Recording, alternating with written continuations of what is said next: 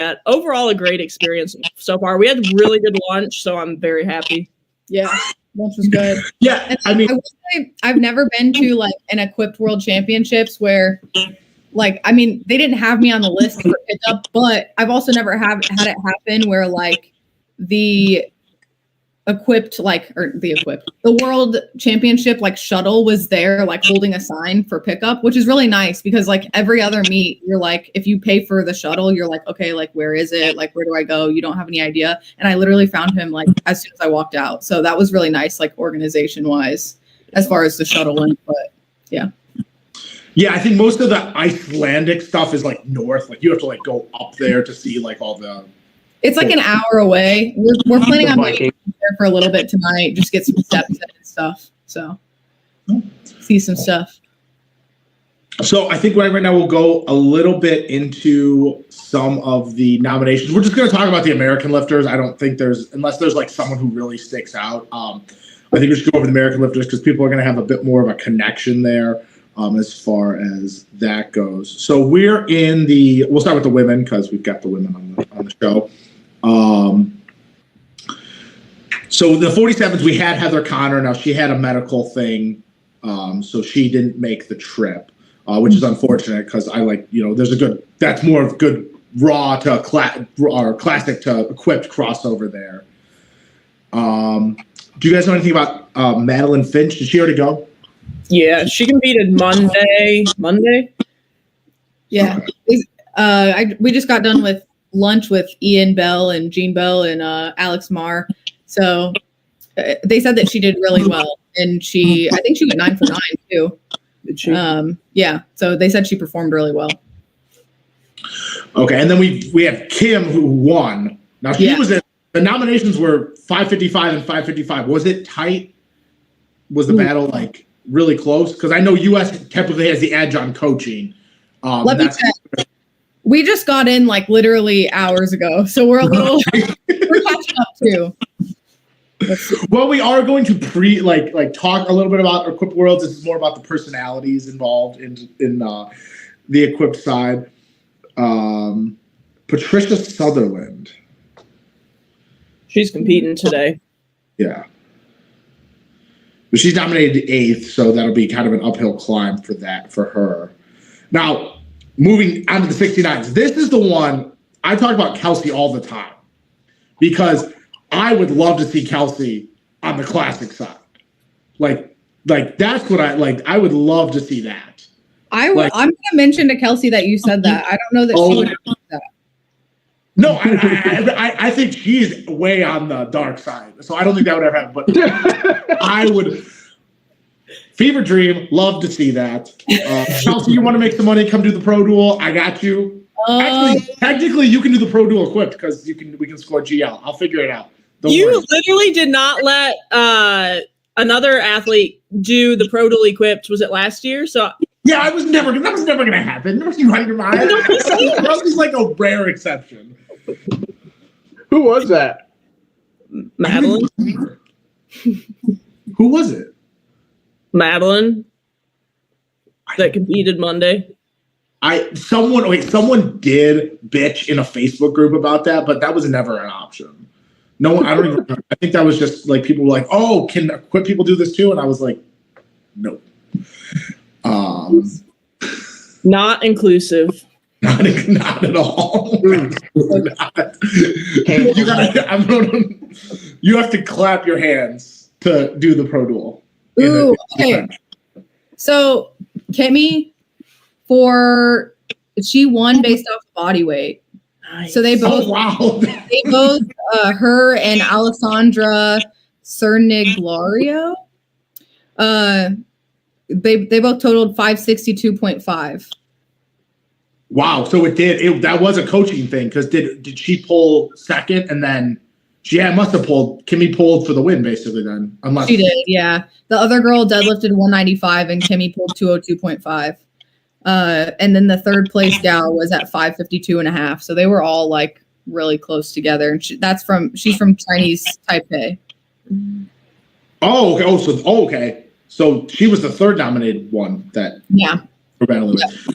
So this is something I picked up at Bench Worlds, and I have a lot of experience doing local meets. I've done 17 local meets, and there's rarely ever coaching in local meets. It's just how can I PR my total, right? No one's jockeying for position. Like even some of the more competitive meets, there's not a lot of jockeying. When I was at Bench Worlds, I was sitting right by the attempt table, and it was the coolest thing. It's actual competition, right? It's like real competition. Like people are actually competing, and that's what's cool about Worlds is like it doesn't like obviously it doesn't matter equipped or classic or whatever because there's actually something interesting to watch. Where at most meets there just isn't something. It's not compelling because it's just someone trying to PR total, which it can be cool. But the cool part is watching people jockey for position. I mean, that's where the actual sport comes in. So I know you guys have a ton of experience with that. You guys we had talked when we did a Pro Duel lead up, you guys talked about, putting in dummy attempts and stuff. Do you anticipate having to use any of that stuff coming up here? Oh, it looks like we lost them. Oh, no. I can add them back. Hold on.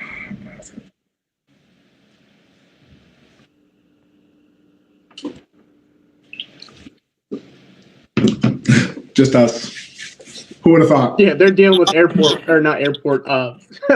Wi-Fi. Look at us. Who would have thought? Yeah, look at us. Just you and me again. They should be able to exit and rejoin, though. Yeah, we'll give them a minute. You text them. It's pretty fast. All they have to do is leave and rejoin. Mm-hmm. Well, I guess to answer their question for them. Oh, never mind. They can answer. Oh, hold on. Bring them back in. Fuck it. Is there a fire alarm? That's James. Okay, we'll be back. No, bring the phone with. Oh, no. At the first. No, they got to bring the phone with. Well, if they join, they join. I guess you and I can just keep going. Yeah, absolutely. We don't know each other at all, though. So, like. No. I hate so you coach both of them. Was there any difficulties coming into prep for either of them? Really? No. Like up until last week, Chloe had an amazing prep. Like no problems whatsoever. We had some bench press difficulty, but we fixed that. Mary Jane, that was just and it really by fix that it was just a bad day. When you're wearing equipment, like if you're a quick lifter, like you understand, like if you think raw lifting's hard, like for like prep and stuff, like it takes a team for one, and two, it takes a lot of mental resilience because a lot of shit goes wrong. And since a lot of stuff goes wrong, like it's easy just to lose it. It just kind of like lose your mind and think everything's gonna go to hell in a handbasket because like it might just be like, oh, my shirt wasn't pulled down like half an inch, which like legit like that stuff matters. So getting squared away was really easy for both of them, and just recognizing what are real problems and what are just like technical things that we need to make sure that happen on the day of. So I think we got them back for a second. So I think the fire alarm is abated, but now they're jumping in and back, and they're back. Okay, here we go. Oh, I got to add them back into the show. Yes. Okay. There we go. Perfect. Okay, no fire. No fire. They have plenty of ice. They can just put it out. No big deal. We peed on it. We will get to that for sure. That will be that. Yeah. Peed. Yeah. I peed on it. Let me get this poll real quick and put it out. All right. Anyway, Shane was just talking about how if you don't pull your shirt down a half inch, that you might have a bad day. So he's really convinced me that equipment. No, like you might bomb out. Like there's a high chance that you just not. You might as well. Yeah, that happens. Yeah, lifting is so high. Like it's much more. Okay, here's the thing. I've been lifting for over 10 years, and I just switched over to equipped lifting 3 years ago. This is my 6th equipped meet, and like I know how to squat, bench, and deadlift. Like I could do it in my sleep. Like raw meets, like obviously I love them, but like in equipment, it's such a skill. Like it's something that I still have to ask other people like their tips and tricks on things. It's like it's one of those things where like if you have never done it before, it's just unlike anything else you've ever done. It's truly its own sport. I agree. Yeah, I guess so. Like some of the people, for example. Well, I was gonna ask, so what if you had to put a percentage on how much? So let's say no, I don't want to disconnect from Chloe's iPhone. If you had to put a percentage on like how much more difficult, not difficult, but so upsetting. Like how much more so good. I know. Technical it is. You guys are still on. Yeah, you guys are still on. I don't know if I should try to go back to the other Wi-Fi or not. You guys don't have to whisper. You're live. Yeah, you're live. Oh, you can still hear us? Yeah, are you on a phone or on a computer? We're on a computer. Should we do the phone instead? Do the phone. The phone is 10 times better. Okay. So you can stay on the computer, we'll but then open the phone and then try that, because then I can keep putting people on other grids. People are saying they can't hear the audio live. That was at the beginning. I had us muted. They're like, you can't hear anything. I'm like, oh, because we're muted. But aside from that, so, like what I was saying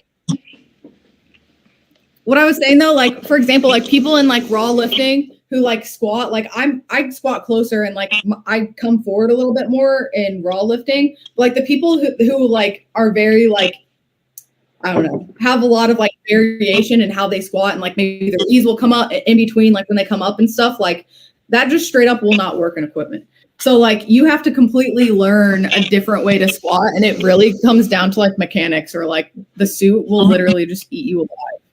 Right. You have to stay more in the pocket, basically. Exactly. Now, do you feel like equipped can translate back more to classic, or classic translate more to equipped, or you just have to be basically equipped all the time?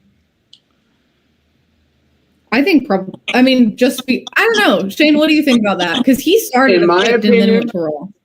In my opinion, the elite powerlifter will do really well, and it'll really showcase who is really on their shit in equipment, and like raw. So, but I feel like when you go back to raw, you don't have to. It's almost like it's like the equipment taper. Like you don't have to worry about anything raw.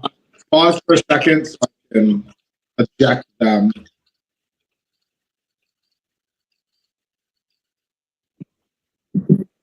Yeah, I had to eject your other stream so it wasn't. Yeah. Okay. So yeah, you guys' picture is much more clear, like way more clear. Yeah, we stopped doing Zoom. This software is just better because people's phones are usually a better picture anyway. All right, well, awesome. We're like stable now. It's great. But go ahead, Shane. I think you were. So it showcases the raw lifter's talent, but I think it makes the raw lifter better too. Because when they kind of go back into raw lifting, like it's pretty seamless. Like you don't have to because if you're still worried about like mindset and little cues and just all that stupid stuff going into equip lifting, like you have so many other things that you have to worry about in a suit, that like that stuff can really just destroy lifters. So I don't think it's for a beginner lifter. And if you do it and you are a beginner lifter, it's pretty hard, and you learn pretty quick that you shouldn't have to worry about all these little things in equipment anymore. And I have to always tell Chloe about this all the time, like just like when we're in like raw training cycles and stuff, it just seems like so seamless. And then we get into equipment, and then all of a sudden we have these challenges we have to face. It's just like another layer of difficulty that's a lot of fun as a coach. And then we go back to raw, and it's like, okay, well, let's see how strong we can get raw. And then we get back in the suit, and then we revisit like all these little things that we had problems with throughout the year for prep and stuff. So I think it definitely makes the raw lifter better. Yeah, and like as far as like people having like certain things, like I think that I heard sometime like that there was someone who was like, oh, like I didn't get my deadlift in because I couldn't do my whole deadlift setup, and I wasn't even going to try to attempt a deadlift if I couldn't get my like whole deadlift ritual in. And like you just don't have that in equipped lifting. You know what I mean? Like it doesn't matter. Like if you have whatever amount of time, because I mean anything could happen. You know, they could lose a knee wrap, and I can't be like, oh well, I can't set up just how I like to every time, so I'm not even going to try to do an equipped squat. Like no, like.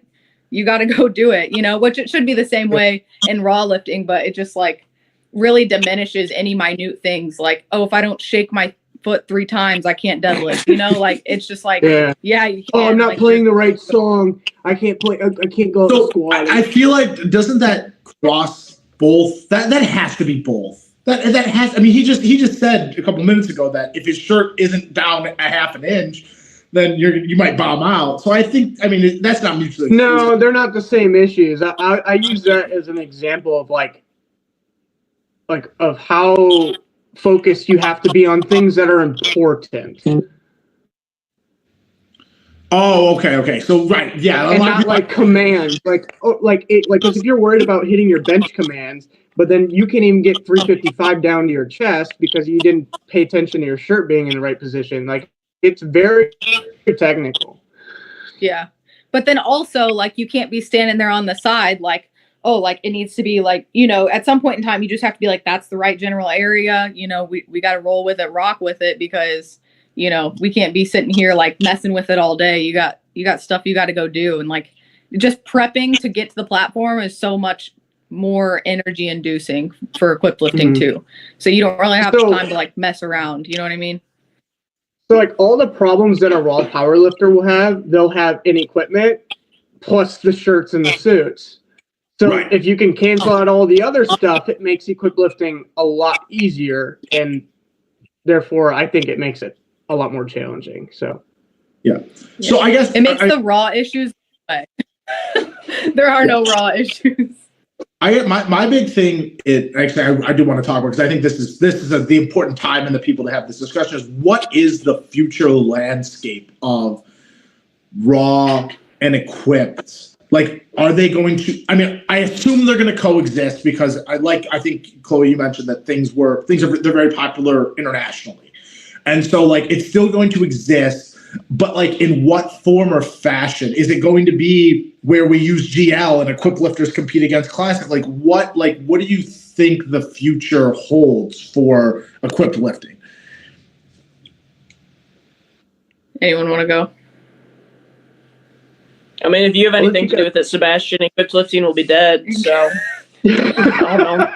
Well, no, so here you want to save it? I like made up scenarios. So like, you're right. So like, example, I'm the team powerlifting guy, right? But I still have like done thought experiments about how powerlifting can be successful as an individual sport. So like, it's the same thing here. It's like, what's the path forward for equipped? Does equipped need to be its own lane? Is there going to be some sort of hybrid crossover? Like, what is the any idea, scenario? Like, is the current situation kind of just what it is? Like, what's that? Like, are you talking about on the US scene or the world scene? I mean, I think all of it in general. Like, is there going to be an equipped Sheffield? Is there going to be is Titan going to go run their own version? Like, what do you think can kind of help equipped? I think equipped lifting, like, on the worldwide stage, like, no one's concerned about it. The only people that are concerned about like equipped lifting being successful are like people in the United States. Everyone like internationally has been doing equipped lifting for like ever, and they like just don't see it ever going away.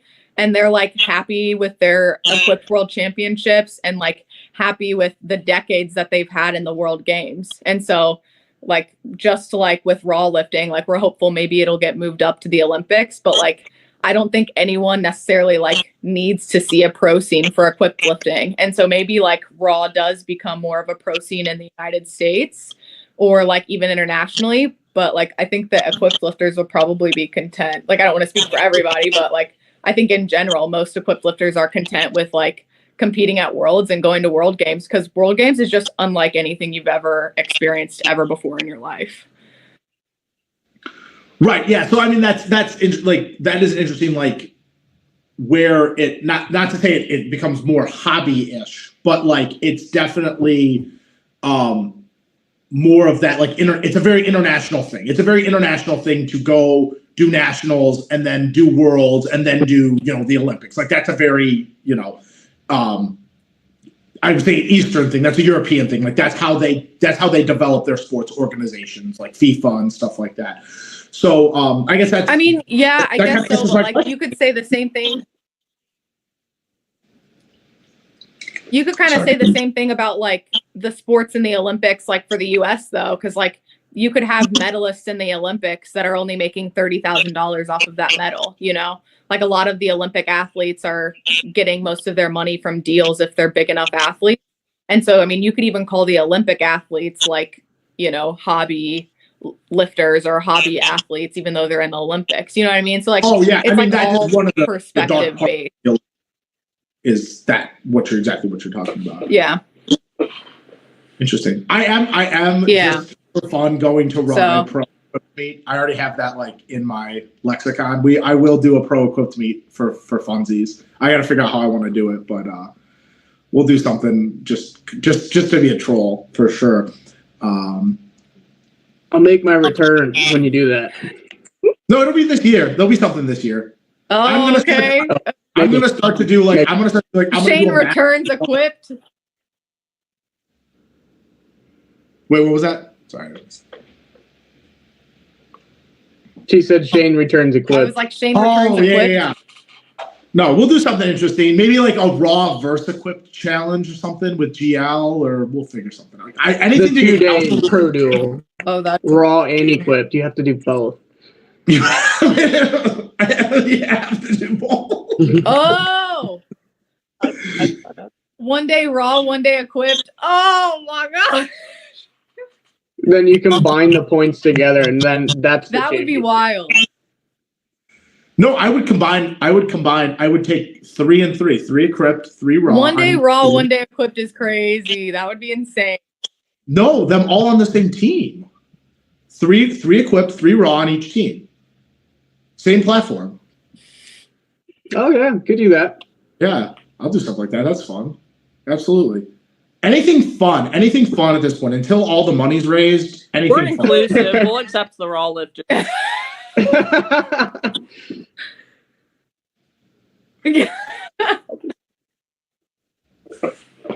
Definitely gonna have this is good. The thing is, if the Raw lifters can lift as much as the Equipped people, then they can. They don't have to wear a suit.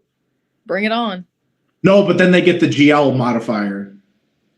They get the formula modifier. I mean, I'm just saying, like, you could have like an Equipped lifter representative that's lifting in the Equipped division, just like Jen Thompson. Jen Thompson used to compete in the Equipped division, but bench Raw. She could bench more than all the other ladies. Oh yeah, and she would just take the money. I remember that. That's so funny.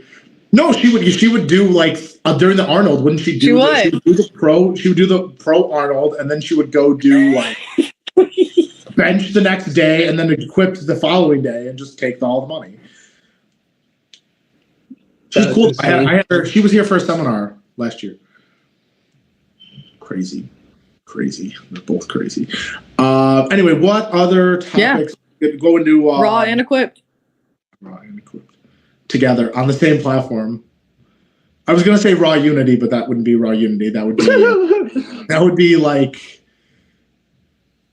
What would we call that? It's got to be something creative. Rap the Clash and rap skins versus shirts.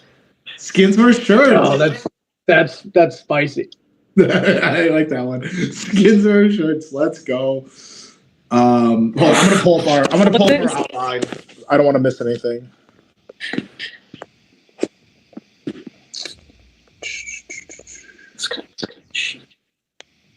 Where did I put that? Jared said he's finishing up training, maybe 10 to 15 minutes. Okay, cool. Yeah, we got time. Where are we at? We talked a lot. Shane, while he's working this out, do you want to talk about our last couple training sessions with me and Mary Jane. Oh. Did we talk about that while you guys were disconnected? We'll have to re-listen to the pod. Yeah. All right. I'm back. I just had to email. We're back. This email. Great. All right. How's ice? Oh, Mary Jane, nice that you have clothes on this time. I forgot to say that. This is our last podcast. Chloe made sure I got dressed. Thanks, Chloe. No free tits today. Sorry, guys. Sorry, guys. It'd probably get you more views, though, so maybe I should have. All right, everyone, just... All right, okay, so I did want to talk. So for those of you... we got the pupper.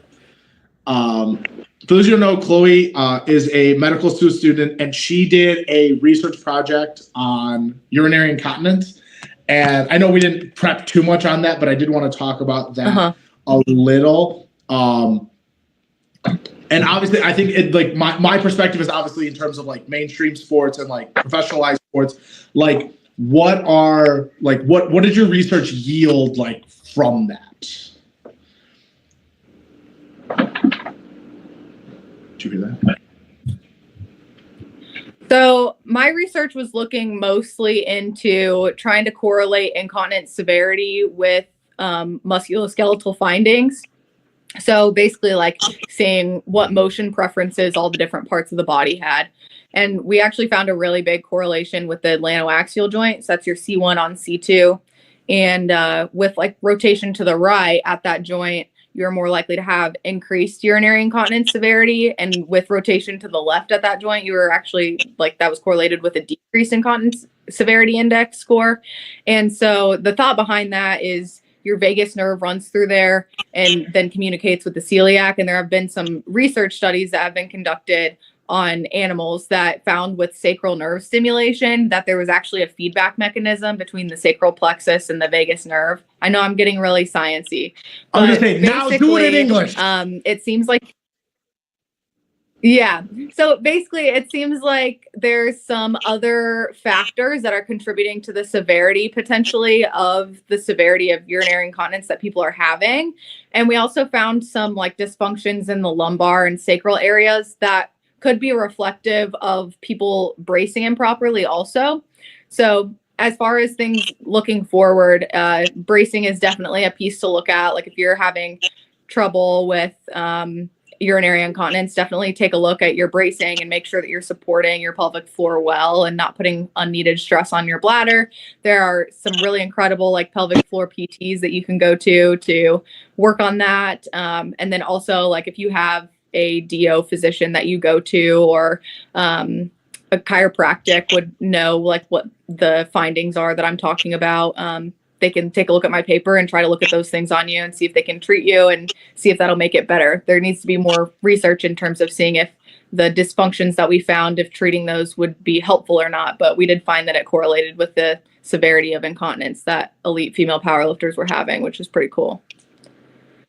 Yeah, no, and it's like I've had personal training clients who like don't want to deadlift because of it. Like it's like I know a lot of people like will now Wu-Tang, like especially at the high level. If you're a high level powerlifter, you're just gonna go for it. But like if we're trying to get more people into the sport, it is a barrier because what would happen is like they would get around that like 225 and they'd be making great progress and they'd be feeling great and they get to a certain level and they would like I was surprised how widespread it was, honestly. I've had 5 different in-person clients, and I don't do as much training as I used to, but like I was just so shocked how many people like were dealing with this. And so when I heard that you were doing this, I'm like, oh, we got to talk about it. Like what are the solutions? Are there things we can do? Because it for like obviously for high level powerlifter it doesn't matter, but like for a general person, they're just not going to deadlift. Like they just don't care. And I've had people message me on Instagram saying that they're like, I was getting ready to quit powerlifting until like I saw you do a study on this, right? And so like even just me putting the study out seems like it's helped some women be like, oh, like even the high level lifters are experiencing this, like this isn't something for me to be ashamed of, because people don't know. If there's no literature on it and people don't talk about it, then people think that it's just them and, they're embarrassed by it. So I hopefully just having like the exposure will help more females get into the sport. But outside of that, just learning how to brace properly, ask people that are experienced in the sport and maybe have experienced this problem also, see if they can make sure that you're bracing correctly. If you can find a really good like uro gynecologist, have them do an exam on you, but you're going to want to like avoid bladder irritants. And unfortunately, bladder irritants are things like caffeinated beverages and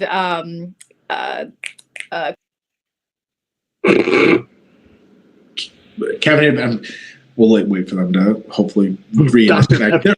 Do you hear my audio as my lips are moving? I know that they're experiencing some sort of delay because they don't. Yeah, they are. They're waiting for the thing. All right. Well, hopefully, we won't have 1,000 guests from Iceland going into the future.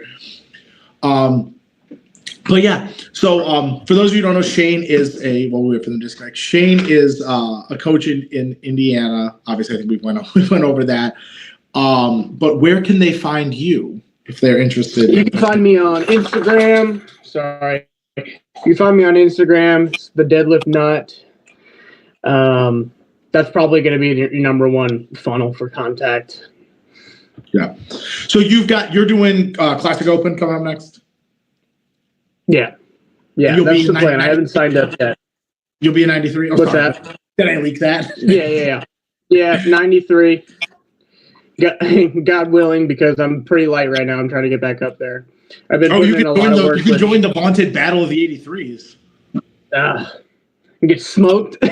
Some of those guys aren't going to make prime time. Some of those guys are going to be lifting with the Masters 3 who's taking a vacation to Atlanta. Right. That's going to be, I'm going to laugh. It's going to be funny. Yeah. It's weird because I've taken like a good amount of dedicated time off and I'm really enjoying it. But like watching all these people just kind of come out of nowhere, and then on top of that, come out of nowhere, and just the people who are still in the scene. Oh my goodness. People still in the scene just progress so fast is just astounding.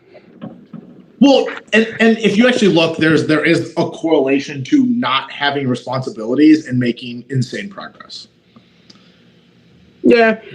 And so that's what I'm saying. Don't feel too bad. Everyone's like, oh, why didn't you train as much? I'm like, dude, I got 1,000 members. I got 25 staff. Like, I can't just, I'm going to go train for 2.5 hours. Like, you got a family. Yeah. Yeah. I try not to put myself into that mentality either, because that also. Oh, yeah. Like, I 100% agree with you on what you're talking about, because I used to be that person. I used to be just like the person who would just go and lift, and then that was all I did. I did online coaching, and that's not, and I was single. Like, now I'm married. I got someone depending on me.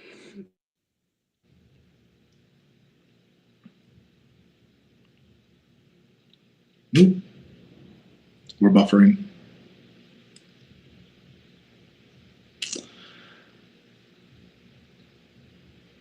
Hopefully he's not just talking into the void. I wonder if I can do something.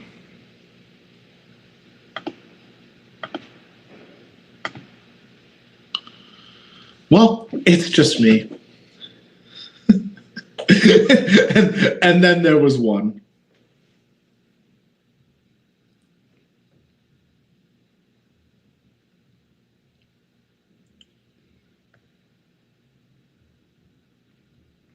Interesting.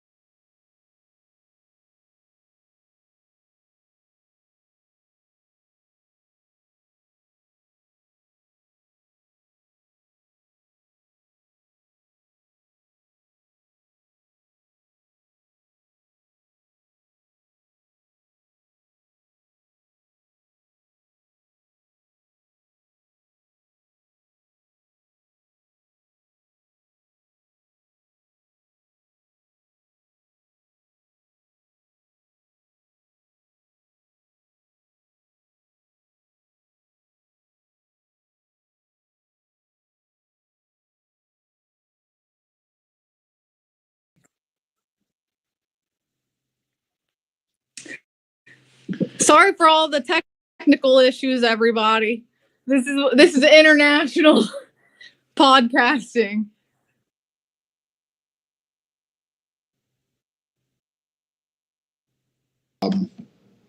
But and then I guess Shane will be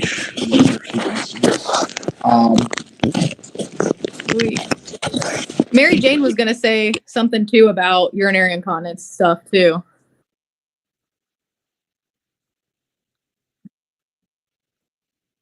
Oh. Do I need to wait for him to come back on? I don't think so. Oh. Do you care if Mary Jane says a couple words about urinary incontinence too? Yeah, yeah. Go for it. Yeah, so I actually did her study back a year or so ago because I've dealt with it like my entire lifting career, like 10 plus years. But that's a big thing. Like girls are way too embarrassed to talk about it. And so then they're like, oh, I'm not going to lift because I might pee myself. So I just try to be like open and honest about it with my little personal anecdotes and kind of put a little humor in it. Because I mean, what else are you going to do? So yeah. That's what I do. And like learning how to breathe and brace properly helps me a lot. And then I have a lot of like, which I don't know the sciencey way to explain my issues other than like leading up to Worlds here. My TFL has been real tight. My hips have been a little tight, and that it like over tightens my pelvic floor. Instead of my pelvic floor not being strong enough, it like over tightens and then it squeezes my bladder. And so that's something I've worked like with my chiropractor and PT to kind of figure out and manage. So, and it's always changing, but yeah, that's my 2 cents. Yeah. So it's something that has some solutions that can be treated. Is there something that works better than other things that like people could potentially do at home, I guess? Yeah. Did I cut out originally when I was talking about this? Yeah, well, you mentioned, I think, a couple, like, you mentioned a list of different things, but I'm just trying to give people that quick hit. I know that's not. Yeah, I mean, honestly, I think the biggest things are going to be making sure that you're bracing correctly, and then not, like, figuring out what your triggers are for urinary incontinence. And for a lot of people, that's carbonation and caffeine. So if you're, like, doing your pre-workout, of course, you might want, like, your caffeine in there, but, like, maybe not doing the energy drink component, trying to see, if the carbonation is playing any role in that. Because it definitely does for me. Like as soon as I have carbonated drinks before I deadlift, like I know I will pee my pants during that session. If I drink like a Red Bull or something before I lift. So those are quick and easy tips, but it's different for everybody. Yeah, like fluid management in general too. Because I used to do bodybuilding. And it was like, oh, drink like 1 to 2 gallons of water a day. But you only need like 2/3 of your body weight in ounces in fluids actually. And also you have to take into account like watery foods as well. So diminishing my fluid intake. And then I drink more electrolytes, so I'm not as thirsty, especially on like squat and deadlift days. That's also helped a lot as well. Yeah, no, I mean this topic definitely warrants like a whole podcast, like and a full like serious. I have a serious personality. Yeah, it warrants my serious personality actually doing research and actually asking serious questions. But I just wanted to touch on it because I think more as powerlifting becomes more mainstream, it's going to be more talked about. And it's going to be more of a thing that is going to need some handholding for people, and so it definitely is something that'll have to be talked about. But it is now time. Yeah, we can do a follow-up on this if you want. Oh yeah, no, we do.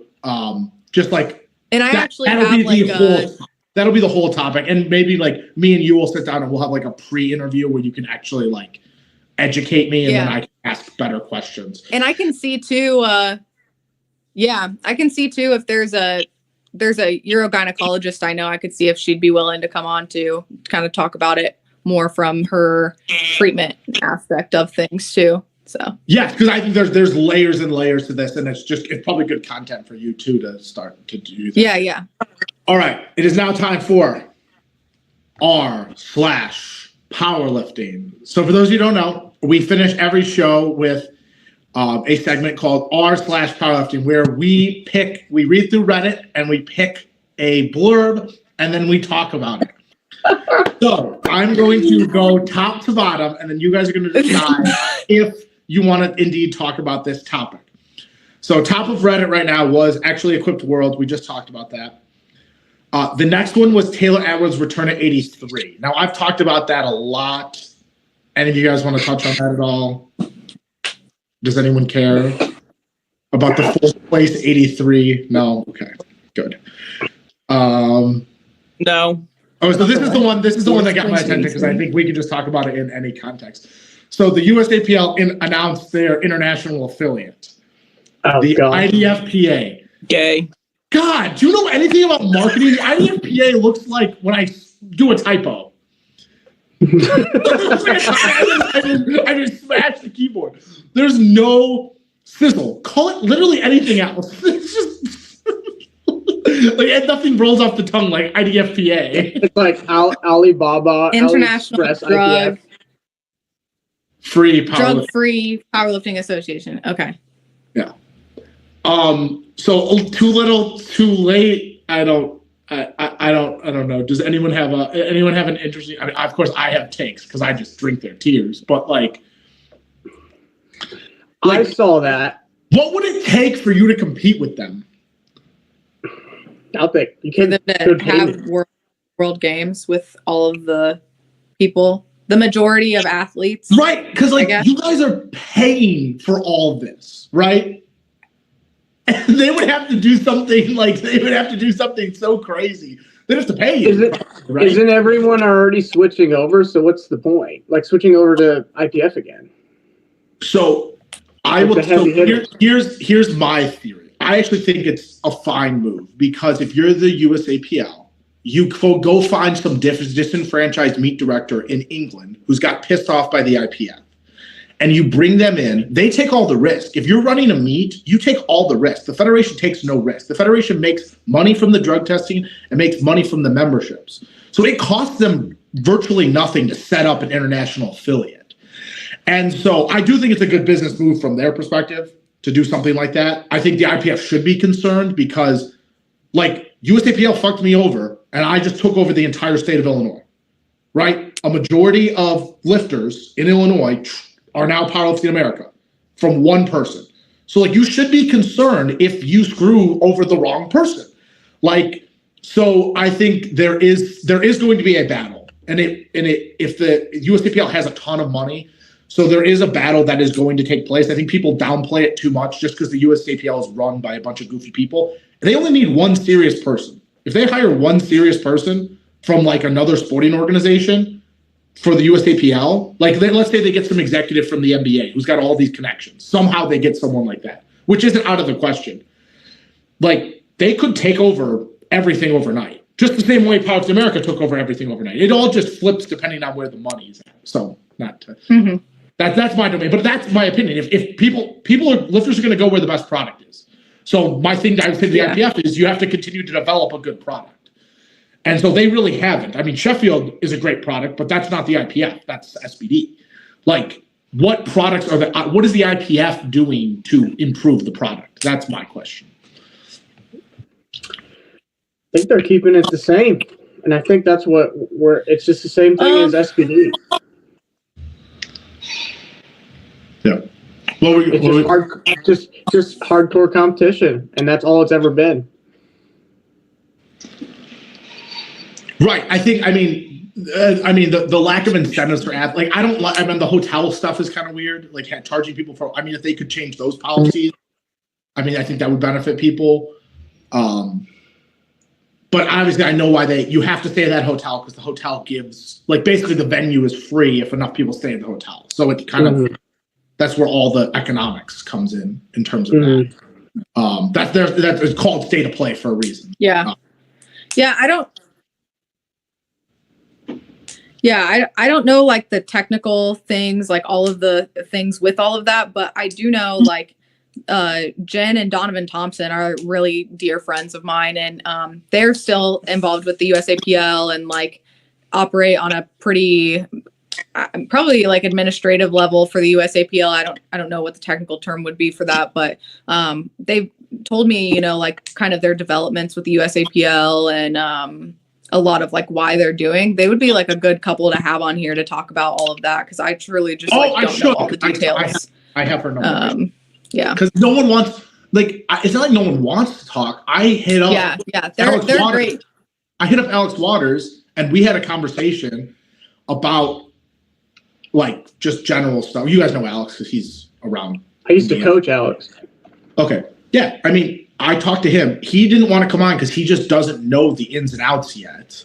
Mm-hmm. And that's the biggest thing. Yeah. Well, that's why you should come. You should still come and tell me about what your plans are. Okay, how did you run for the executive committee and you don't know what your vision is?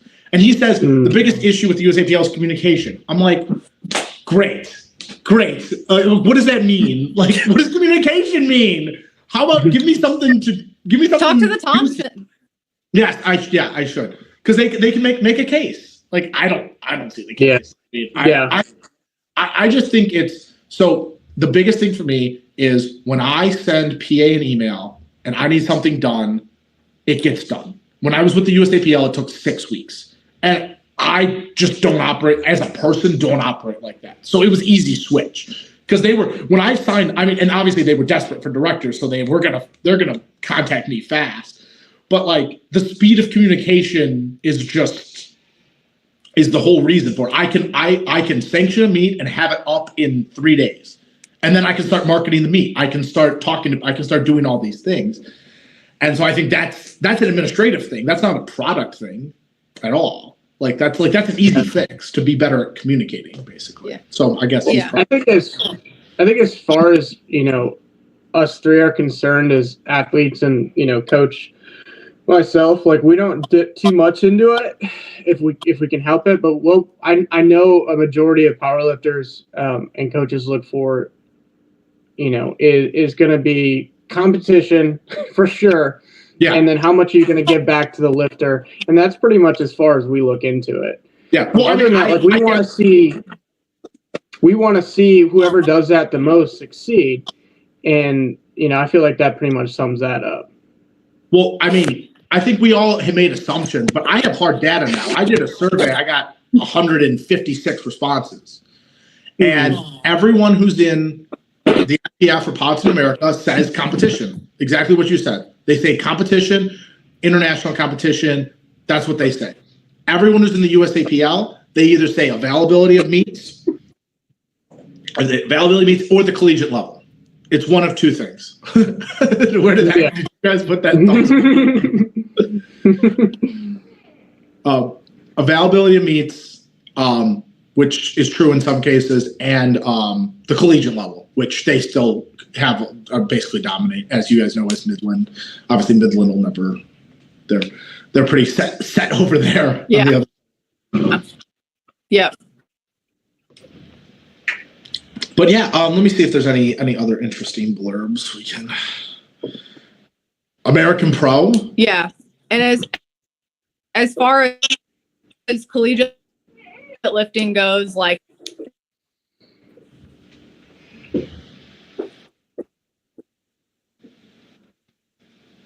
oh, we're getting the Icelandic. All right, go ahead. I think you're back. You said as far as the collegiate level goes, and that's when you cut out. And as far as like collegiate lifting goes, like a lot of that, I remember when the shift happened from USAP.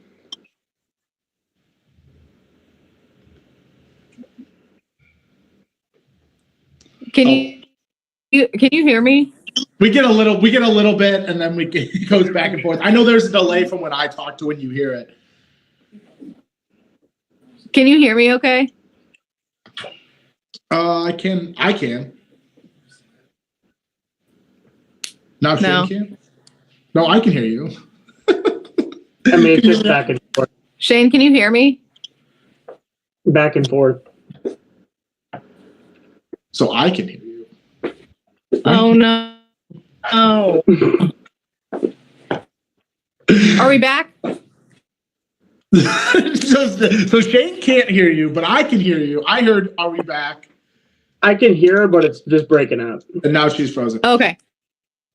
So as far as the collegiate level goes, like I remember when the switch happened and like it was all just based off of like what Midland was going to do, right? Because Midland has the largest powerlifting program and we give out scholarships and they've swept national team titles, I think every year since 2020, except for last. This has been tough. We're working with. Oh, now we finished. All right, we were talking a little about the collegiate level. I think she was going the direction. Midland basically dominated everything. They've got huge. I mean, what is that team? Yeah, until like this last year, yeah, they've been pretty much dominating. And then I think what she was going to piggyback into is that one of the things that I feel like parallels is that who's elite and who's going where, and that decides a lot of stuff. Yes, right. And so what I've not secretly been working on, but what I've been working on in the background is, I'm trying to find a university that has a Title IX. So for those who don't know, Title IX means you have to have equal men and women sports. I'm looking for a school that has a Title IX issue that needs a women's sport that is willing to fund a program. So I have been hitting up tons and tons. I want a legit university. I want a legit Division I university. I want them to. A powerlifting program would be very affordable for them to launch, and so I have been talking with several programs. I'm trying to get them to launch I'm basically trying to build a legit program to help the sport in general, but it'll help powerlifting America too. So my vision for the collegiate level is the colleges need to run the collegiate level. The federations need to get the fuck out. Like the federations have no stake in the collegiate level because they're just going to fuck things up. What the college need to do is each of the coaches needs to be a member of the association, and the coaches need to elect their own director, and that director will run the collegiate level. They get to decide how they want things to run, and then guess what? If you're elite, you go to Powerlifting American Nationals. You go to Worlds, right? There's a different avenue. There's no reason a federation should be involved. It just mucks things up. I mean, I've heard stories where the coaches are all in unison. They all want to make nationals a team event, and then the federation shuts it down because it's a money thing for them. Like, well, now you're just, now you're not even taking care of what the athletes and the coaches want. So right. I've been advocating. What was that? What makes it watchable? Why they're doing it? Yeah, no, I don't even care about what. I know I'm the watchability guy, and you probably think I'm not even coming from that perspective. I'm coming from who is responsible. Yeah. The college coaches are responsible. They need to decide. If they don't want to make their sport watchable, that's fine.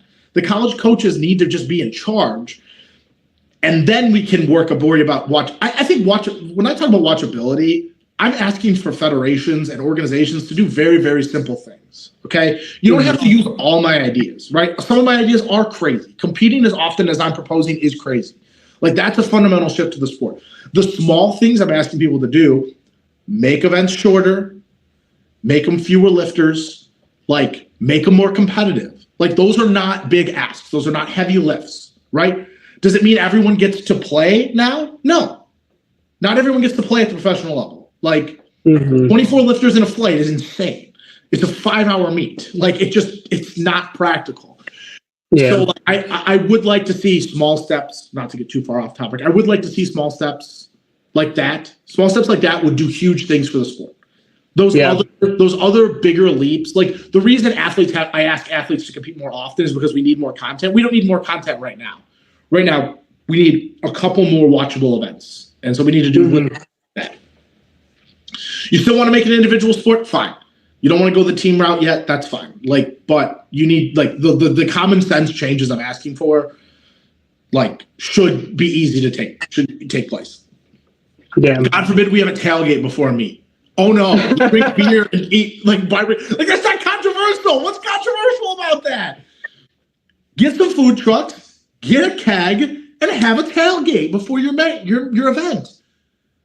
Mm-hmm. What people don't realize is Policy America, USA, all those, they're nonprofits. So you have the ability to do so many things in a much more easy way than other organizations. Like you can have alcohol at your events if you're a nonprofit. Like you get discounts. You can do all these cool fundraiser things. You can use alcohol as your fundraiser. Like you can do all these amazing things that people just don't seem to be too interested in.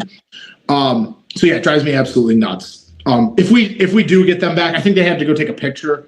Yeah, they won't be back. She just texted me. Because they gotta go take team pictures. So we'll chat for the next 5-10 minutes, and then we'll wrap it up here. Sounds good. But yeah, I mean, what do me and you do after every meet? we go drink a beer and have food. Like it's just part of sports. Like, and you know, yeah. I really all the meet directors do it. All the refs do it. Yeah, it's like, and that's a different part of it. I think what I'm asking more for is the fan part of it. Like, if you're a fan, yeah, right. Like, if you roll up to you see what I do with my local meets. Like, when it's nice out, I have a bunch of yard games out there. I've got, I'm gonna have a food truck at every meet. I found a good food truck. I'm gonna have a food truck at every meet. Like, it's just about having a good time because powerlifting can be boring, especially at the local level. It can be very boring. Yeah. And so having reasons for parents to bring their kids and hang out and do some stuff. Like I'm going to do a moon jump for the state. I'm going to do a couple moon jumps for the state meet. I'm going to turn it into a big thing. And I think like those things are the little things I want to ask for in terms of other stuff. And I could 100%, agree with that. Cause like I am by no means a sports fanatic. Okay. Like I used to be. But, like, for example, I'm going to the Notre Dame this Saturday. Notre Dame game this Saturday with my family and friends. And, I get to spend quality time with my family and friends. And we get to drink and we get to have some good food. And we just get to enjoy stuff. Am I going to enjoy the game? Absolutely. But there's going to be times, like, I went to a Colts game. Hold on. Here. I got a good – this isn't mean or anything. I got a good question for you. Can you name one Notre Dame player? No, I don't know because I'm not. I'm not saying that's the point. The point is like you could care less who's playing. You don't know anyone who's playing. But you're still going. That's what powerlifting needs. Yeah. I played football for 9 years, and like I was super into it, but I'm not now. But now that I'm gonna go, like I'm gonna have a good time and watch a good game and understand the game and all that stuff. But like same thing with powerlifting. I think it should be that way too. It gives a reason gives people a reason to stay and have fun because like even with the Colts game I went to, which I think we won. We even won. It was like 3 weeks ago or something like that. And like, dude, I almost fell asleep during the third quarter, and I was just like, you know what? This is boring. And then fourth quarter picked up. The beer guy came around. I had another beer and I had fun. We left, and then you know what I mean, like. Yeah, I think powerlifting is also even better because you're literally there and you're just watching someone lift just at the pro level insane amounts of weight, and so it can be a little more engaging. You can be a little, you can be closer to the action, and like you can see like that there. And I think if you just package it right, people will come and watch and enjoy. And obviously there's fandom, you're fans of your team or your favorite player or favorite lifter. So yeah, I mean, I think the problem is we're on board, right? We know, like we're fine. Like we're not the people who we have to convince, right? Yeah. And you know what I found is a lot of times it's not like people are unwilling to do the stuff. It's that people sometimes don't ask or don't have the capacity. Like I'm obviously heavily involved in PA. And so a lot of times we want stuff to happen and it's just not possible because there just isn't enough will. There's not enough want to. Like I'll stick my nose in anything. Like I'll fuck it. I called up DraftKings, bro. I sent a cold email to DraftKings. Like I'll stick my nose anywhere. Like I don't care. You're gonna, of course, they're going to say no 99% of the time. But that 1% could really change everything. So I think it would be cool to see more people stick their nose in and try to get some stuff going. Like, there's no reason I shouldn't be able to buy I heard a story that USAPL had a bar one year. They sold all the liquor. They sold all of it. Were you at that one? At that national? It could have been, yeah, more than likely. If it was pre-split, then I definitely was there. But if it was post, I plead the fifth. Yeah, it was a pre-split. I heard a story that they sold all the alcohol. Like, I'm sure they did. It's a good time. This sounds like a good time. Yeah, and dude, every world championship I've ever been to, every national championship I've ever been to, the hotels like selling alcohol, the bars there's always a line. Like, there's always people out there. There's always people buying food. Like, it's just, I just don't see anything wrong with it. As long as you're not remember, in. it's revenue. It's money for the federation. Right. Like, money. Like, give me money. Like, just maybe I need to start framing things a different way. You can make more money if you more cash money. Exactly. Well, that's another problem too. So remember, no one gets paid, right? No one makes. If we sell a bunch of alcohol, no one makes any money. So like at Powerlifting America, so like there really isn't an incentive. There's no reason. So like. I guess that may be part of the issue as well. Whereas, like, if I host something here, I make a cut or I get something if I do something when I do that. All right. Well, this was good, despite the technical, the interesting. Yeah. Well, international travel. Yeah. No, I want to make sure it's not the systems that we have up here. I know some. I don't know. The system's great. The clarity's good. Audio's good. Yeah, I did have us muted at the beginning, but we're all looks like we're good now. All right, so I think we're gonna wrap things up here. This was Listen for Commands. That's Shane. That was Mary Jane. That was Chloe. This will be up on all platforms. Coming up shortly, the YouTube will be available for watch almost immediately. But other than that, we will see you guys.